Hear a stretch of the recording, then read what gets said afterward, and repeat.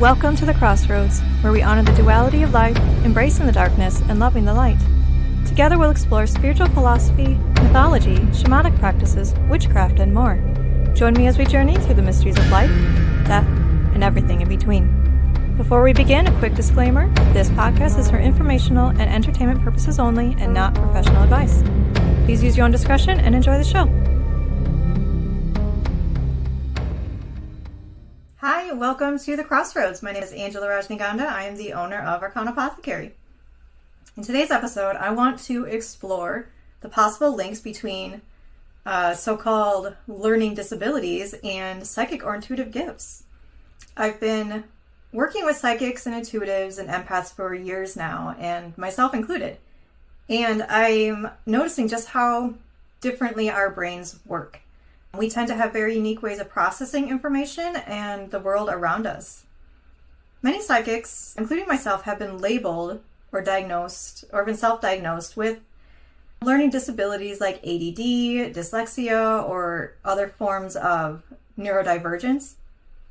And I think there are a lot of things that are medically being labeled as ADD and neurodivergence. But we'll get deeper into that in another episode, I think. But, people with things like ADD and dyslexia often rely more on the right side of their brain than they do the left, at least more than what is considered to be normal. The left side is all about logic, language, and very linear thinking. It's the part that helps us with things like schoolwork and navigating everyday life in a very straightforward way. But the right side is where creativity, imagination, and intuition, sensitivity, and even our psychic abilities live. It's better at picking up on subtle and abstract and energetic information. And even though things like ADD and dyslexia are often seen as problems or learning disabilities, many are starting to believe that these neurological differences are actually providing very unique gifts. What gets labeled as a disability might just mean that your brain is actually wired in a way that doesn't fit the typical mold. It could be a different kind of intelligence altogether that's more intuitive, more energetic, fine-tuned, and multidimensional. A lot of people with ADD, dyslexia, or other forms of neurodivergence are incredibly creative and deeply sensitive and often very psychic. They can, I feel, access much higher frequencies and energies, and because of that, they may actually have a hard time kind of staying grounded in everyday life. It's kind of like we're born with one foot in this world and one foot out. Some of them, like myself, might relate to the term of a highly sensitive person, someone whose nervous system is so incredibly sensitive to things like noise and crowds or just too much stimulation. And this is also a trait that's very common in neurodivergent people.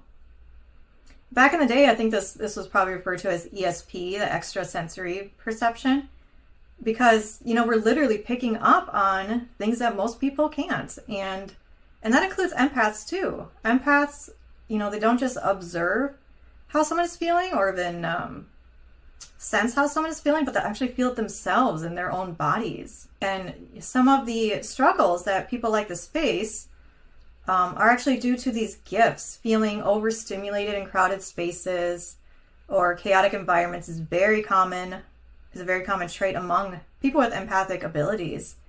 They are energetically hyper aware.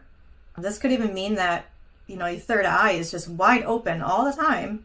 And this is something I struggled with for a long time. So we're constantly picking up on energies and shifts in our environment that others just can't. ADD in particular, I think, is associated with a tendency for non-linear thought patterns. And while this can make traditional learning very difficult, I think it also allows more access to intuitive and psychic realms because their minds are less bound by the constraints of linear logic. And I think this type of people are just very multidimensional. I think that's what it is. For some, dyslexia and ADD can make it very difficult to focus in the physical world, but it allows them to be very open to these other worlds that I think by nature, they're just very multidimensional. And those with ADD and dyslexia may find mediumship and channeling come really naturally to them, allowing them to receive messages from spirits or higher realms. And I just think so many people, or at least in my experience, with these types of conditions, ADD, dyslexia, whatever it may be, likely spend their whole lives feeling very misunderstood. And I think rather than seeing these differences as hindrances, I think we need to start seeing these as kind of gateways to a deeper psychic and intuitive awareness, realizing that different cognitive processing styles can allow for different forms of connection to the universe. So if you're one of these people like myself, I do want to share a few of my little tips on how you can manage some of the difficult side effects of being gifted in this way. The first one, and I think probably most important, is grounding. Grounding practices help to anchor your energy so you don't feel so scattered and so overwhelmed. And this can include things like visualizing kind of roots coming out of your feet down deep into the earth, kind of securing you to the earth in a way, but also grounding from above. And this was an important thing for me to understand, was that I particularly needed to ground below and above. So by grounding above, you kind of visualize a string or cord coming out of your crown chakra up into the higher realms. So you're grounded and anchored on both sides. Another thing that can help when you're particularly feeling really ungrounded is actually using like a physical weight, like a heavy blanket or even a big, heavy, bulky jacket. Can really help you just feel grounded. A jacket specifically when you're out and about, sometimes that can really help you feel more comfortable around people or shopping in busy places. And other things like wearing scarves or hats can also be very grounding and very helpful. Actually covering up these higher chakras will help you feel a little more grounded, a little less overwhelmed, because all that happens up here. What else? Working with grounding crystals. My favorite is hematite and obsidian. Tourmaline is good too for that. Wearing them, I'll wear them in bracelets almost every day.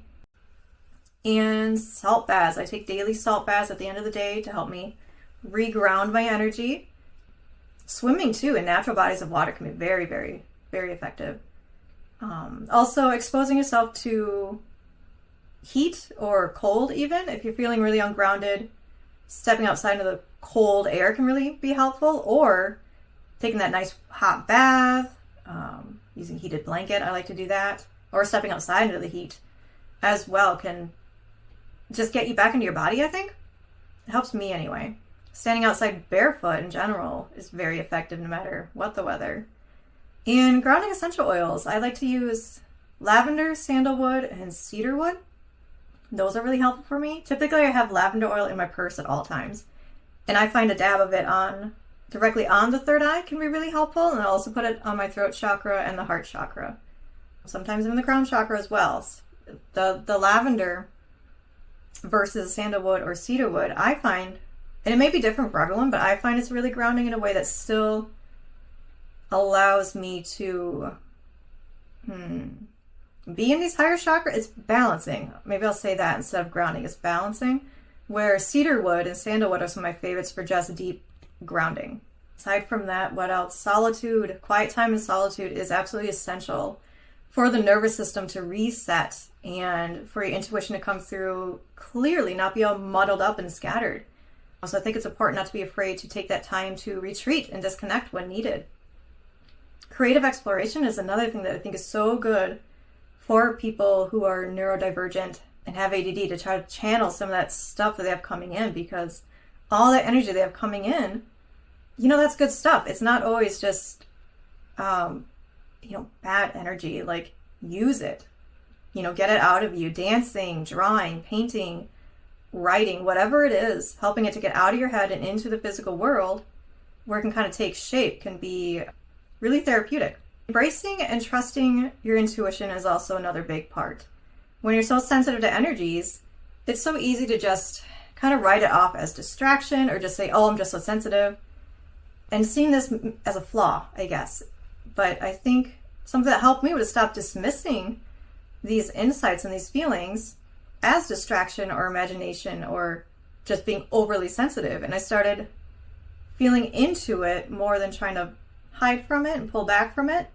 That helped me to see what it is and helped me to discern what I need to do about it, I guess. A big part of that was to feel into it and be able to recognize, is this my energy or is it someone else's? Am I picking up on all these people or is this actually coming from me?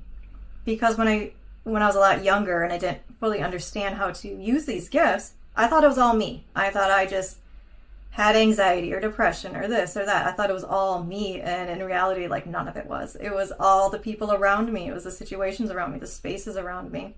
And I was just taking it all in and absorbing it and feeling it as if it was my own. So leaning into it in that way can help you kind of figure it out a little bit. And learning how to manage your energetic boundaries is another one too. One thing shielding. I'll start with shielding.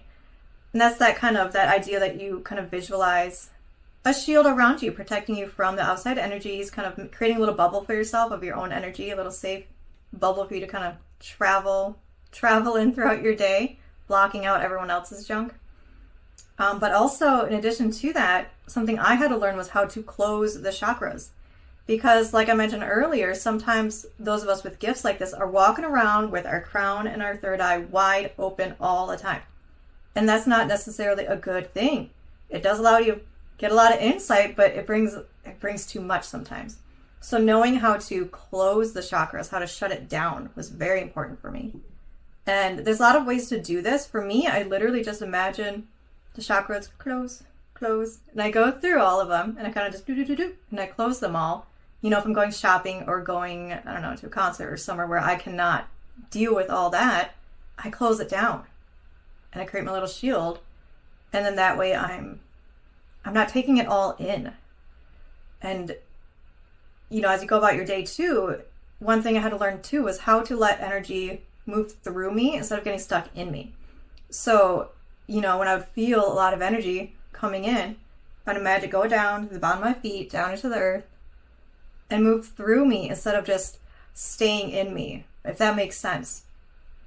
It also really helped me to actually talk about it, to tell my friends and people I'm around that I get overwhelmed in crowds, that I don't handle this so well or that so well, and to just talk about it so that they'll understand it better. So if they invite me to something and I turn them down or whatever, I could just say, oh, that's kind of a lot for me. And they'll be like, oh, I get it. You know, instead of just I used to feel like I had to make up excuses to not go do things or to not be social or whatever it may be. And to just be honest and say, look, it's just overwhelming. It's a lot for me.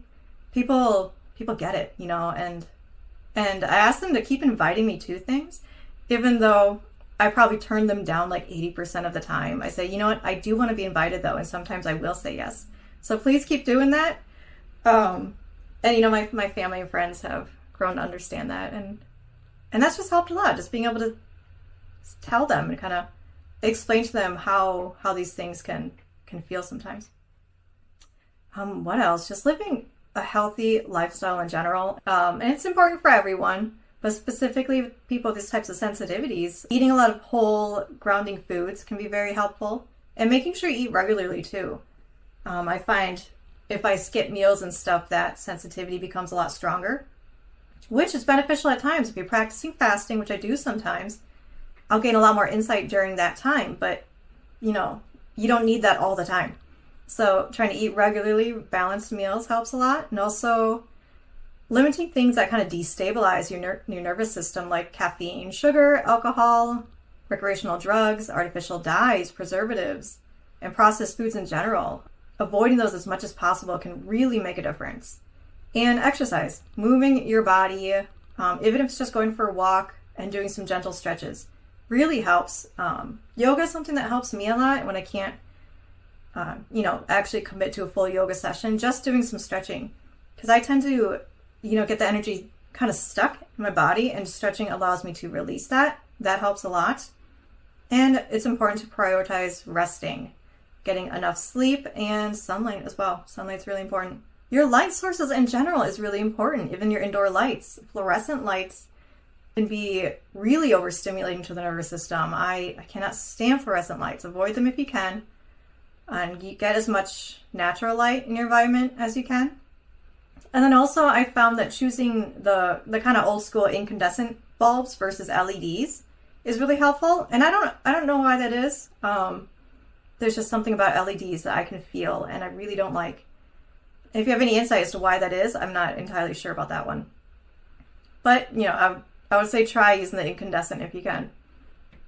Yeah, and so I just think instead of viewing ADD and dyslexia as challenges, I think it's time we start seeing them as gifts of heightened sensitivity and unique abilities.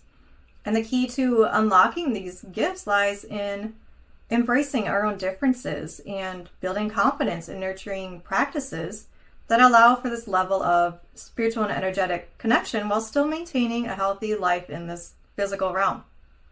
And in doing so, I think individuals with ADD and dyslexia and these type of conditions can kind of discover a new way of being in this world, one that celebrates their intuitive wisdom, spiritual power, and works for them better instead of just viewing this as a problem that needs to be overcome. So if you're like me, the next time you catch yourself saying something like, wow, I'm just so ADD today, or getting frustrated because you're all over the place, or you just can't focus, or whatever it may be, I would say try to stop yourself. Take a breath and remind yourself that maybe your mind isn't broken necessarily, that it's actually wired for something bigger. That, you're not too much, you're not scattered, you're sensitive, you're intuitive, and you're multidimensional. And the world honestly needs a lot more of that. So with that, I thank you for joining me today. This is a topic I'm particularly passionate about. So please share your insights, share your ideas and your personal experiences. I'd love to hear what you think. And I'll see you next time.